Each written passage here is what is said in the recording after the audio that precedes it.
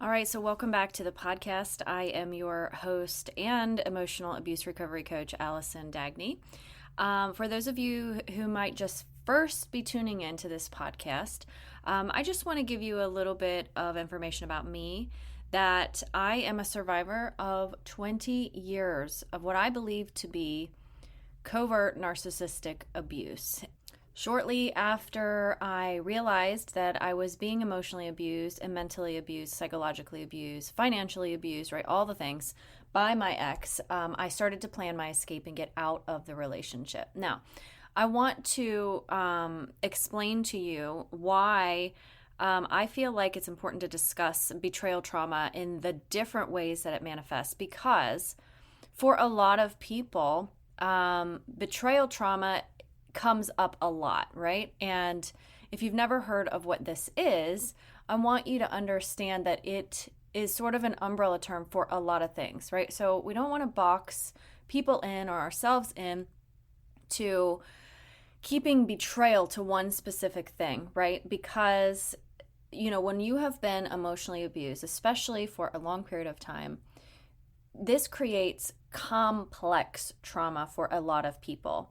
And basically, what that means is that there's been a lot of different ways that you have been traumatized over a long period of time, right?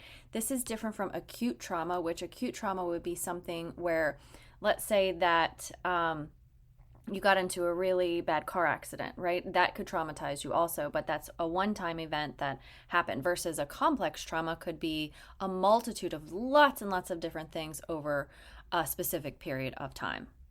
Either way, all of this stuff is trauma and it comes under the trauma umbrella, but betrayal trauma itself has its own set of descriptors. And that's why I want to make sure that everyone understands what that is. There's this misconception, and I talk about this in another podcast that I did about, how all narcissists cheat, and how that's a myth. And this is similar to that, because I think a lot of people, especially who've experienced narcissistic abuse, immediately go to betrayal as cheating or as emotional abuse. And yes, it definitely is part of that, right? That is a huge betrayal, especially if you're going outside of your marriage vows, or if the person is going outside of a committed relationship and entertaining other people in a manner that is inappropriate, that considers to be cheating or a betrayal, right? Because anything that you do that goes against the boundaries of the relationship that have been established between you and another person is considered a betrayal. So that definitely goes under that umbrella. So we're going to talk about that, but we're also going to talk about all the other ways that this can present itself in relationships, because some people think that, oh, I wasn't cheated on, so I must not have that same trauma. And that's just not true. So you may have been cheated on plus a lot of other things, right? And that increases the complexity of what you went through. Maybe you were not cheated on, but you were betrayed in a host of other ways, right? So I'm going to use that for myself as an example, because I don't have any evidence or proof that my ex actually physically or emotionally cheated on me. I don't know that to be true, and I've never said that I've ever even thought that that was a possibility. The betrayal that I experienced is in a lot of different ways, and we're going to go through each of those so that you understand what those are and that you can start taking steps to heal from it. It is so important to me that everyone's experiences are validated. It is so important for healing to make sure that you are validating yourself as well, right? So if someone comes to me and tells me that they were cheated on or that their partner betrayed them, then it's important to recognize that that is a true wound that happened to that person. And not only is it important for me as a coach to acknowledge that, but it's also important for you to acknowledge it for yourself, right? Not sweep it under the rug, not dismiss it, not invalidate yourself, right? Oh, other people had it worse than me, or someone cheated on them, but I was never cheated on, or whatever. It's very important to acknowledge your specific level of trauma that happened in the form of a betrayal of any kind. So I just wanted to get that out of the way first and foremost, because that is going to be key. The reason why it's so important is because if you are invalidating your experiences or the experiences of others, then that actually can pull people into a darker place and make it more difficult for them to heal. Now, here's another thing. On the flip side, right? We have to be really, really careful that we're not reinforcing negative limiting beliefs about what happened that will prevent you from healing. So here's what I mean. I have a very large Facebook group, and sometimes people will post their specific issues or situations in the group. And there have been occasions where I cannot allow a specific type of post in the group because it is so negative or so full of opportunities for commiseration by other people in the group that it would only reinforce those negative beliefs in those people inside the group. So for instance, if someone said, my ex is horrible and I'm never going to get over this and this is a terrible situation and it's going to take forever for people to heal, and right, so when you get into those kinds of statements and beliefs and verbiages, then oftentimes other people jump up and get on that bandwagon. And all that really does is that it reinforces the negative beliefs and the negative aspects of what's going on inside of the subconscious mind. And then that creates a position of being stuck. And I'm not in the business of helping people stay stuck, so I can't allow those kinds of things in my Facebook group. And I really try hard as a coach to pull people away from that kind of thinking because there's really no healing in that. So that's what we're going to do today, and I'm going to make sure that we stay on this topic of how we can shift our mindsets, how we can move forward to heal when we have these thoughts that are coming up about how other people should be and what they should do that often keeps us feeling stuck. So this episode is going to require a very open mind. It's going to require you to really want this healing for yourself and be curious about what's going on inside of yourself. Okay, so let's first talk about the different types of betrayal. Number one, obviously, is going to be lies and deception. The other ones are gaslighting, emotional manipulation, financial betrayals, and betrayals in family dynamics and friendships as well. Obviously, cheating is going to be part of that package as well.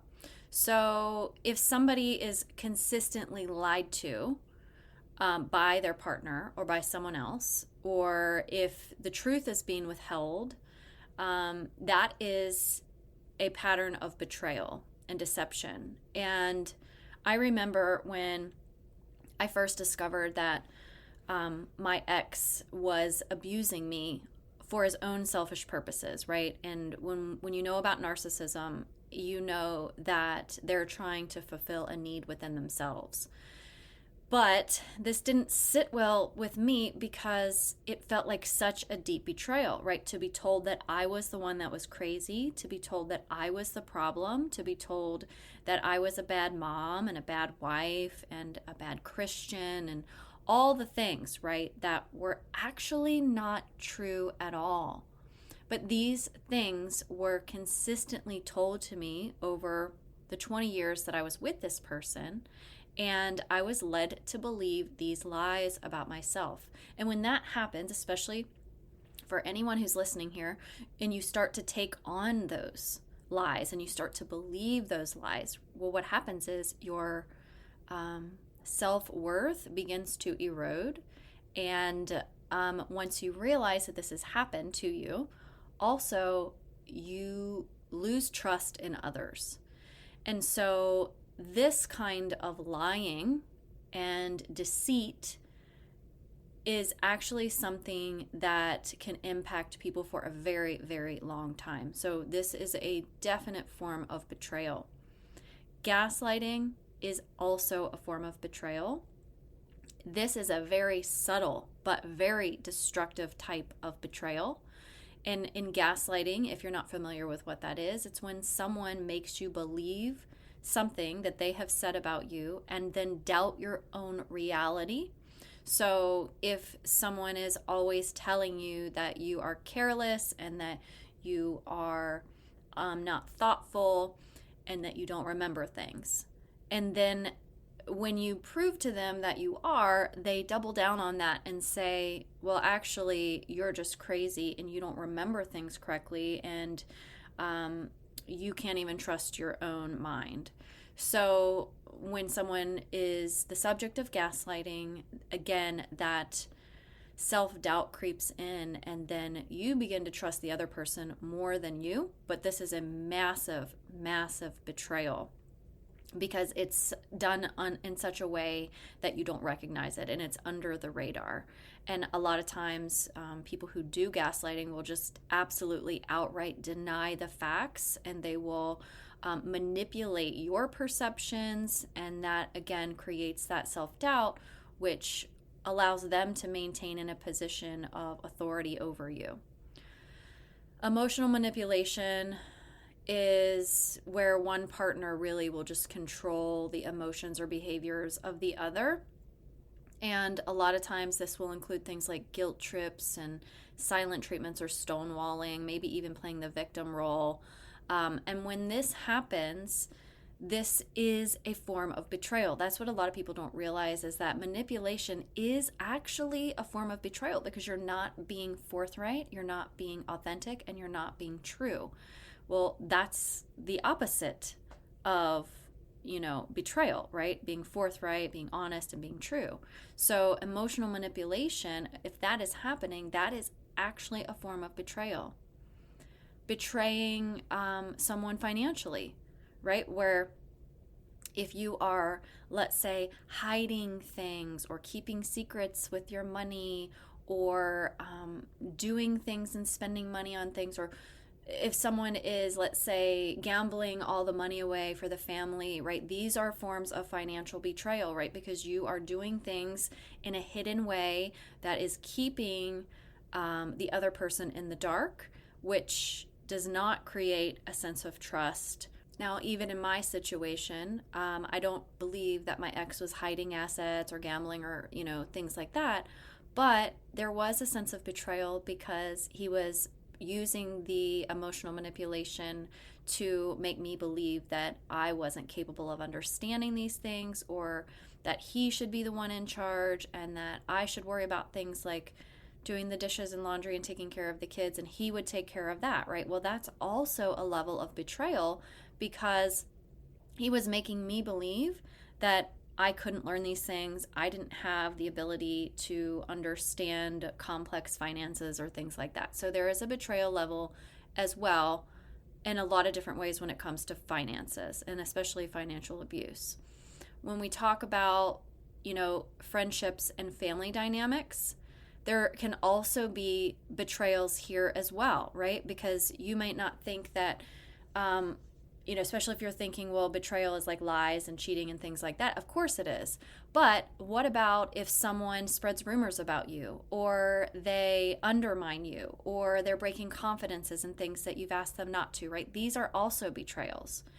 And then this can happen also in family dynamics, where other family members are not trustworthy, where they might do triangulation between different parties in the family, or like revealing secrets and things like that. That can also happen. I remember this happening in the family dynamic when I was married, where especially the triangulation, where everyone would talk about everyone else. People would gossip about the other siblings, family members, all of that. And then, one person would go back to this person and they'd say, this one said this about you. And it was just this like cycle of like toxicity, and it was a betrayal, right? Because nobody in the entire family was truly, looking out for anyone else. It was always about shining the light on someone else's errors, mistakes, flaws, and criticizing people. So that is absolutely a betrayal as well. So this episode is not to skip over the cheating and infidelity aspects, because I realize and understand that that is very, very real for a lot of people. The point here is to show you that betrayal trauma actually happens in many, many different ways. So it's important to, one, look at those things as far as what you've experienced, and then validate your experiences, right? If you weren't cheated on, but you've had experienced other forms of betrayal, this is something that you will need to work through as far as your healing goes. Now, once you have identified the types of betrayal that you've experienced, then you can actually start to help yourself seek support, practice different things that will help you to heal, do self-care, establishing boundaries and all of those things. And then also, I'm always going to talk about this, about the subconscious mind and how that plays such a pivotal role in recovering from betrayal trauma, right? It's really good for pretty much anything that you want to change how you're feeling, or any behaviors that you have that you want to improve or change upon. It's all driven by 95% of what's going on in your subconscious mind. The only part that isn't is that 5%, which is willpower or the logical mind. So we're going to talk about some of these things that you can do in the subconscious mind to help you heal from betrayal trauma. So before we get into these healing strategies and looking into the subconscious mind, I just want to make you aware that healing from betrayal trauma is definitely a process. It is something that's going to happen with practice. It's not just going to heal by itself. And a lot of people who experience this will have deep wounds about trusting others and their own level of self-worth. Some people may have, more weight on one or the other, but typically that's what results in a betrayal this way, is that people can't be trusted, or that I wasn't worth the honesty, loyalty, commitment or whatever, right? And those are beliefs that we can get into in our subconscious mind to help you with that. So the first thing that is going to be really important is to challenge, again, your ingrained thought patterns. But we can't do that until we are aware of what they are. Awareness really is the first step. And when you are aware of what's going on inside of your mind, then you become empowered to change how you feel or how you behave. So, for instance, if you have experienced a deep trauma, betrayal like this, and you just feel really low about yourself, the number one thing you might be feeling is, I'm just not good enough, or I wasn't good enough to stay loyal to, or something like that. So it's really important to understand what that is for you, because every person is going to have a different set of subconscious beliefs. So I can give you ones that are common and that people say to me a lot in my coaching program, ones that I've felt myself, but that doesn't mean it's going to be the same for you. So getting introspective and identifying what you're believing about yourself, or what you're believing about people, or what you're believing about relationships, right? All of these things need to be looked at, right? And typically they're going to be on the negative side of the spectrum, because that's what's keeping you feeling the way that you're feeling.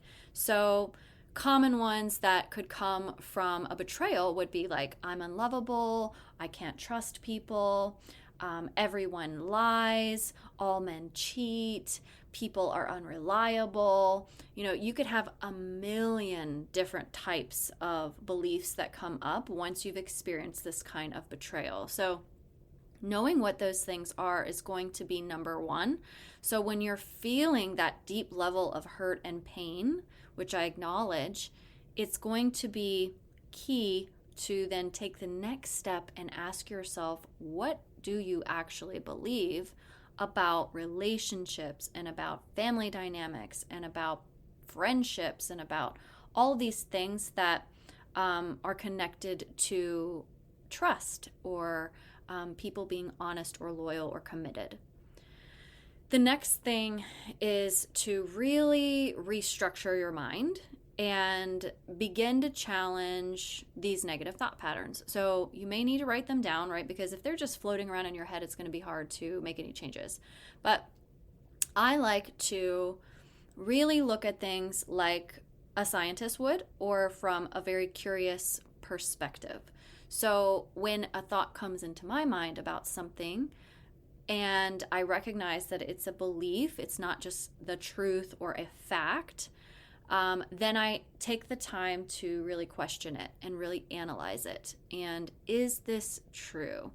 And then what you can do is you can actually reframe those thoughts with a different type of thought that maybe is a little bit more realistic, or maybe a little bit more balanced, or something that maybe other people think of in a different way, right? Now, here's the thing you have to be really, really careful of, is that when you say something and you believe that it's a fact or you believe that it's true, your brain wants to hold on to that very desperately, right? Because that keeps you feeling safe, right? So if you're struggling with trusting people, and part of something that's going on in your subconscious mind is that people can't be trusted, or men always cheat, or friends can never be honest, right? Whatever it is that you're believing in your subconscious mind is actually there to keep you safe, right? Because if you let go of those thoughts or you reframe them, it would be harder for you to feel safe. It would be scarier to go into the next relationship if you didn't hold on to those things.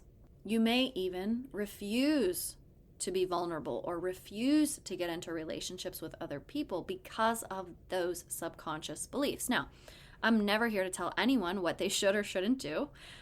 If you want to have more trust, if you want to start dating again, if you want to, begin trusting people again, then I'd have to ask you, what's in the way of that, right? What is keeping you from doing that? And that is always going to be what comes up in your subconscious mind. Things like people can't be trusted, men always cheat, friends are never loyal, right? Those kinds of things. Having a set of beliefs like that is directly impacting your behavior, right? And your emotions. So if someone didn't believe those things, they would be behaving in a very different way, right? People who are trusting and people who are more vulnerable don't believe those same kinds of things. Now, here's the thing I want to tell you.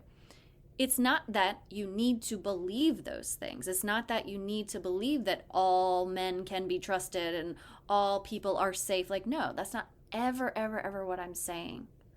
It's considering the other possibilities. What that does is it weakens that tight grip that neural pathway has on your mind, saying people can't be trusted.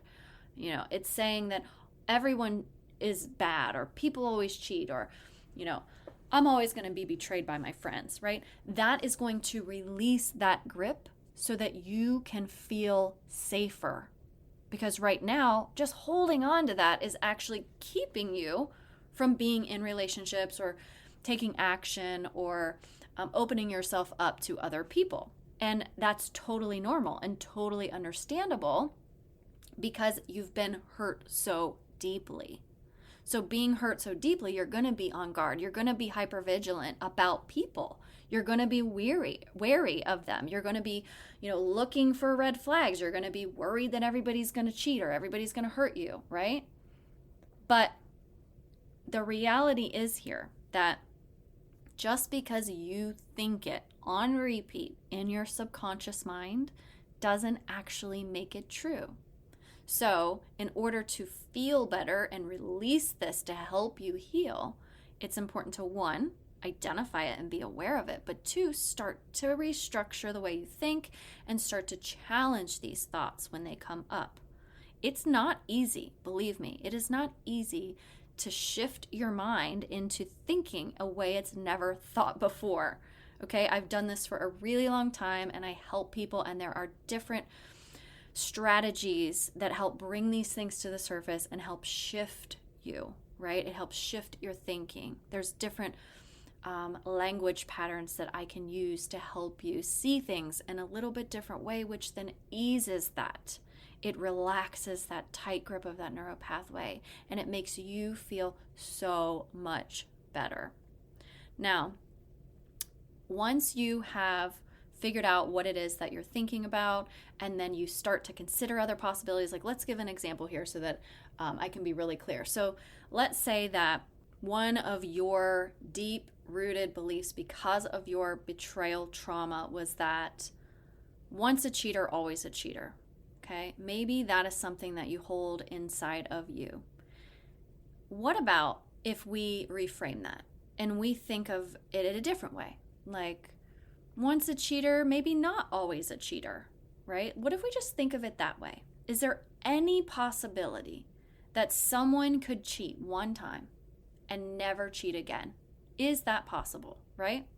What if your mother or your sister or your best friend went outside of her marriage vows and she cheated on someone in her marriage? And then it was so painful for her. It was so difficult for her. She felt so much guilt over it that she never, ever did that again because she learned her lesson from that. So is it possible, right, that once a cheater, not always a cheater? We're just considering other possibilities here, okay? That's all your brain needs, is just to see some other possibilities to start shifting. Okay, let's use another example. What if from betrayal trauma, you have a deep-rooted belief that men can't be trusted? Well, if you have been betrayed in any of the ways that I described before, that would be a very logical subconscious belief that you would carry around, and maybe even a conscious belief that you go around even saying out loud. Men can't be trusted, right? Well, what if you just started looking at that a little bit differently? Maybe you just consider the possibility that maybe in some cases men can be trusted. Do you have a person in your life that is a man that can be trusted, right? A father, a brother, a neighbor, a friend, anyone in your whole life, a coworker, a boss. And then what you do is you're just breaking this connection between this strong belief that men can't be trusted and showing your mind that, well, maybe in some cases, some circumstances, sometimes men can be trusted, right? We're not saying all men can be trusted. We're not saying that you should believe that now. We're just trying to ease that tight grip on that neural pathway that's saying men can't be trusted, men can't be trusted, men can't be trusted. And then you show your mind some examples and proof of how it's just as possible that in some cases, that sometimes maybe they can, right? Because what is it actually doing for you to believe that? Is it helping you? Is it serving you? Or is it holding you back, hurting you, causing you to feel bitter and resentful? The purpose of what I do is always to put peace as the priority. That is the number one thing, right? So if you're not feeling peaceful about something, then it's time to look at your subconscious mind. If that's your priority. Now you might be saying, well, it's not my priority. And that's fine. It's my priority. If I'm not the person for you, I am totally okay with that. My priority is peace, and everyone who comes to me, that's my priority for them too. So if this is a new concept for you, if this is the first time you're hearing this podcast, I would really encourage you to go back to episode 1, start there, and then don't skip episode 4 because it gives you the deep explanations of the subconscious mind. So this could be difficult for people to hear if you've never ever heard of subconscious healing before. But I'm telling you that you can go from being abused for 20 years, emotionally, psychologically, mentally, right? Financially, covertly, hiddenly made to believe that it was all you and you were the problem. That was my life. Leaving, escaping that relationship, feeling so low about myself, having such low self-worth, being triggered constantly, having high anxiety, ruminating, to now what I am. I am now fully self-confident, full of self-love, at peace. I barely ever get triggered by anything anymore. Things come up occasionally with my kids just because I've never been a mom of teenagers before, and now all of a sudden I'm experiencing these new things. And I work through those things whenever I have an emotional response to it. So I want you to know that your brain is no different than my brain, right? We're all wired exactly the same. All of our programming that's been created since the day we were born, that we've been made to believe in our families and in our churches and in our societies, in our friend groups, all of those things impact our personality, create who we are today, what we believe and what we think, which then creates how we show up in the world. So it's no different if you have a computer that has been programmed to do certain things, right? You program the computer to do X, Y, and Z. So you write code in that computer and you tell it what to do. That's exactly what's happened inside of you. But if you don't like that program and you're saying, well, I don't want to have this program because it makes me feel like garbage, then you need to reprogram that to make you feel better, to make you feel at peace. It's really just as simple as that. I just want to remind you also that next week is my 3-day Thriver event that starts on Wednesday the 24th and then goes on the 25th and the 28th. If you can't make it live, you can always watch the replays, but I would really encourage you to sign up for it so that you can watch it just in case you can't make it. But if you can make it live, I am giving away prizes and things, and should be a lot of fun. And I don't do things to waste my time or anyone else's time. So I put a lot of effort to make this really fun and a learning experience to help you heal along the way. And we have some activities and things that we'll be doing as well. So grab the link in the show notes here and sign up for that. Okay, so back to what I was saying before about, getting into the subconscious mind and starting to reprogram the things that have been on repeat for so long, right? Most people have no idea that this is happening inside of their minds. So when you are doing this kind of work, it is so important to be kind to yourself, to not judge yourself and your thoughts. Because when you start judging yourself, it puts up this big wall, and it blocks you from being able to do the inner healing work, right? It's like if you want to go look at the beautiful sunrise and you go to your window and then all of a sudden the shade gets pulled down in front of you. It's like, well, I wanted to see that. I wanted to look at it, right? It feels the same, right? When you judge yourself, it's like, no, it just puts this big barrier up and you can't enjoy that beautiful sunset. Or sunrise, whatever it might be. So really try hard to look at the things that are coming up for you without judgment. Really be curious. Be that person that is like, I wonder what this is about, or I wonder why I think this. Where did this actually come from? Did my parents teach me this? Did I learn this from somewhere? Was this an experience that I had that I am carrying this now? And if you can identify it, all the better, right? Because then you can dig in a little bit deeper and try to figure out more of the other ways that it comes up for you. And then when you do this, you should feel really excited because you can then begin to start to do what I said before and challenge those things. But you have to be kind to yourself, and you have to be in a non-judgmental place, because the more you judge, the more difficult it's going to be for you to actually dig yourself out of these kinds of ruts. Okay, so here is an actual step-by-step that you can do to help you do this in a more beneficial way for your healing. So we're being kind to ourselves, we're not judging, but what I'd love for you to do is practice being present and non-judgmental by getting quiet, by sitting alone. Like, let's just say, like, for example, let's just say you have to go somewhere and you want to go to the grocery, or you have to go to work or whatever. Give yourself 1 minute or 2 minutes or 3 minutes to just really sit there before you rush off to the next thing, right? In between the activities that you have to do or the things that you're doing, don't forget to pause. Like, don't forget to pause and just sit with yourself for like 30 seconds or a minute. Just be with you, right? That's going to be number one. This is helping you create mindfulness within yourself. Like, most of us are so quick, flitting here, flitting there, on our phones, back and forth, this task, that task. We barely have a chance to rest. When we do, we've got the TV on, our phone going, right? So a way that you can incorporate this into your day is to do it in between your tasks, right? For like 30 seconds. Just pause. Like, let's say you have to go, like, I work from home. So let's say after I get done recording this podcast, I'm going to go downstairs and make myself a lunch.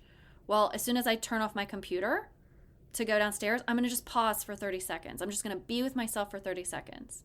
And then after I make my lunch and after I get done eating, I'm going to put the dishes away and I'm going to stand there in front of my sink and I'm going to pause again, right? So you can do this however you want, however many times a day you want. It's just getting into the practice of being mindful about being present with yourself. And this will help you, and this will create more habits for your brain to be in that mode more often so that you can be aware of what's coming up in your subconscious mind. Because I know a lot of people are like, I can't think and I don't know what's coming up and it's not there.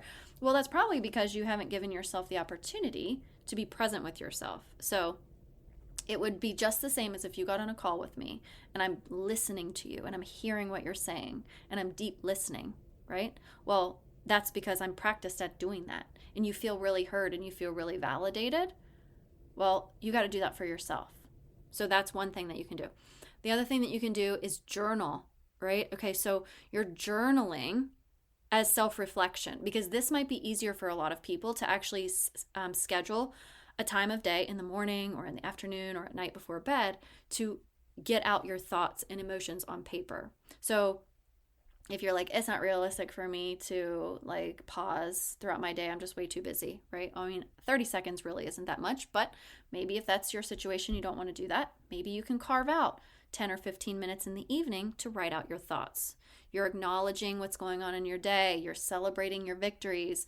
You are reflecting on the things that maybe did come up throughout the day. You're like, ooh, I never thought about that. And then you put it on paper. So this is also going to help you when you are doing this kind of healing work about recovery from betrayal trauma. And then another thing that I think is really going to be helpful is,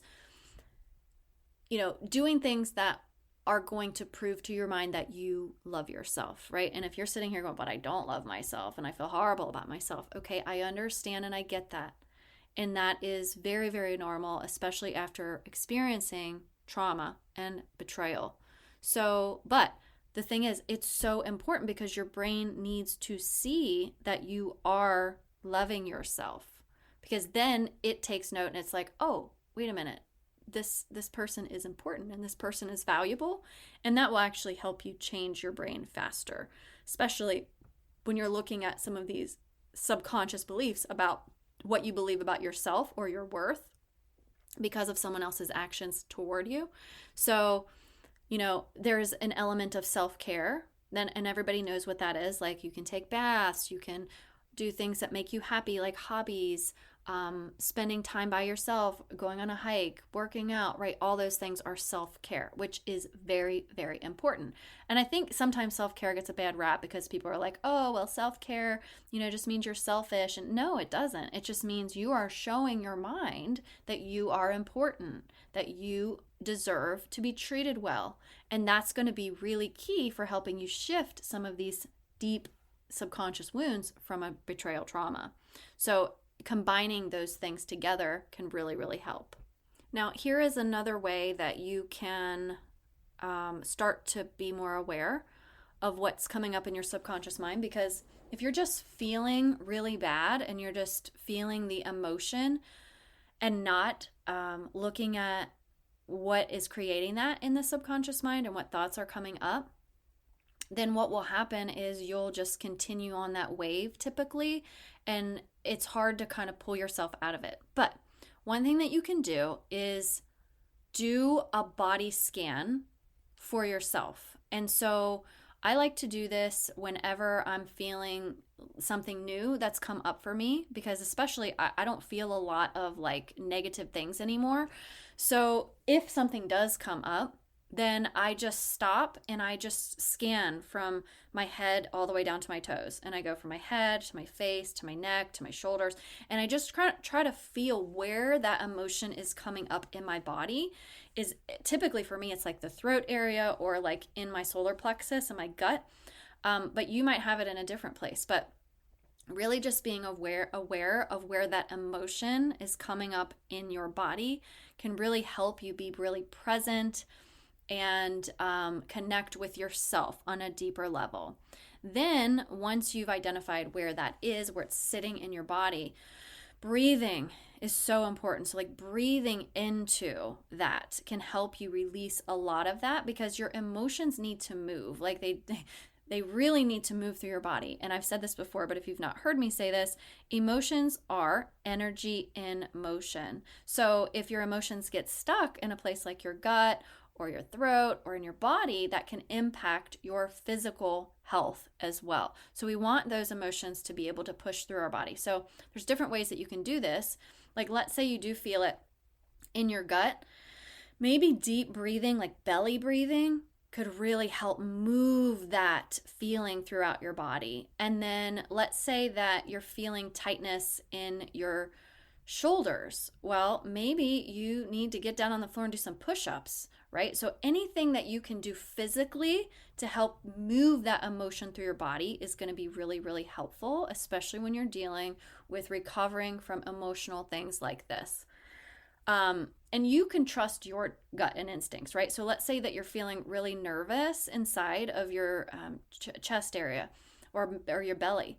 Maybe jumping up and down, like for 15, 20 seconds, and shaking your arms will help you release some of that emotion and get that through your body. It's so important not to let those emotions stay stuck.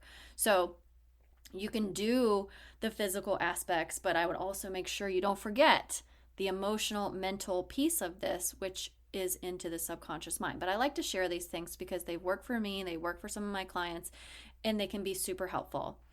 Other things that you can do is visualize, right? Visualize, use your imagination and description of how you see yourself and how you want to see yourself and what that future might look like for you to help you stay in the positive mental space that you want to be in. So if you want to be in a new relationship because you've experienced such betrayal trauma, but you're just afraid and you really want that for your life, then visualize that.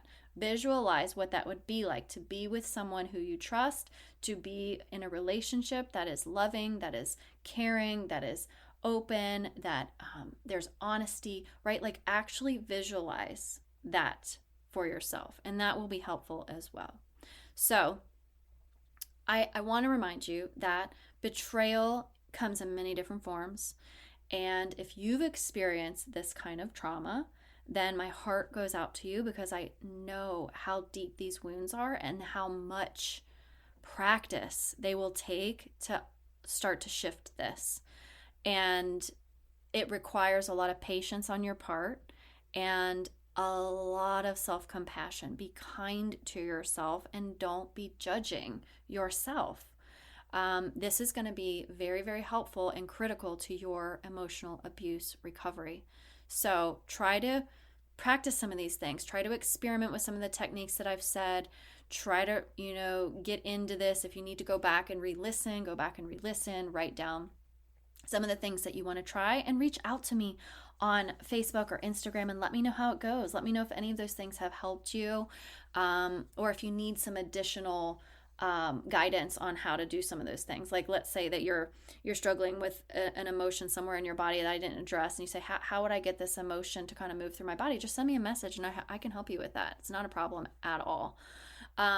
Again, don't forget about my Thriver session. That's on the 24th, 25th, and 28th. I really hope to see you there. It's going to be a fun day. On the 24th, we have some activities to do. The 25th and the 28th, all different stuff planned. So I can't wait to see you there. I hope this has been helpful, and I hope you guys have a great day, and I will talk to you next week. Thank you for being here with me today in the Emotional Abuse Recovery Podcast. I hope you found value here with me. If this podcast episode was helpful to you, I'd love for you to hit subscribe and leave me a review. My goal is to help you go from feeling stuck to set free. You can find me on Instagram and Facebook, and you can check out whentearsleavescars.com for more resources and information to help you with your own emotional abuse recovery. Until next time, here's to believing in